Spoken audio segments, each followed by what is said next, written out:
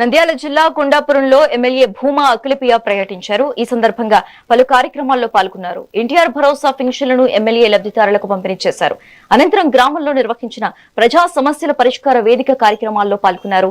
ప్రజల సమస్యలను తెలుసుకుని సంబంధిత అధికారులకు పరిష్కారం కోసం ఆదేశాలిచ్చారు. అనంతరం డోర్నిపాడు మండల స్థాయి కార్యకర్తలతో సమావేశమయ్యారు. కూటమి ప్రభుత్వం సంక్షేమానికి కట్టుబడి ఉంది అన్నారు.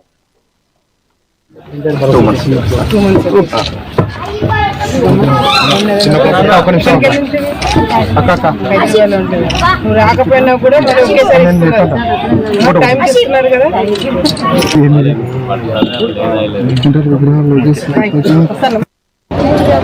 సిక్స్త్ క్లాసా బాగా చదివించండి.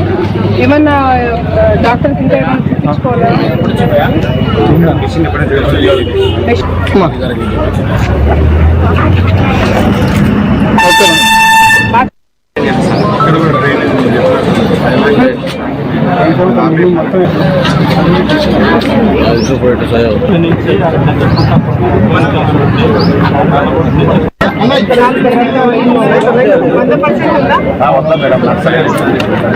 చేస్తున్నాము. పెన్షన్ ఒకటి కొద్దిగా లేట్ అయింది. చంద్రబాబు నాయుడు గారి ఆదేశాలు, పార్టీ ఆదేశాల మేరకు ఈరోజు రాష్ట్రంలో ఎమ్మెల్యేలు కావచ్చు, మంత్రులు కావచ్చు, ఎవరైనా సరే ఆఖరికి ముఖ్యమంత్రి చంద్రబాబు నాయుడు గారితో సహా పెన్షన్లు పంచే కార్యక్రమంలో మేమందరం కూడా భాగస్వాములు అవ్వడము నిజంగా చాలా సంతోషంగా ఉంది.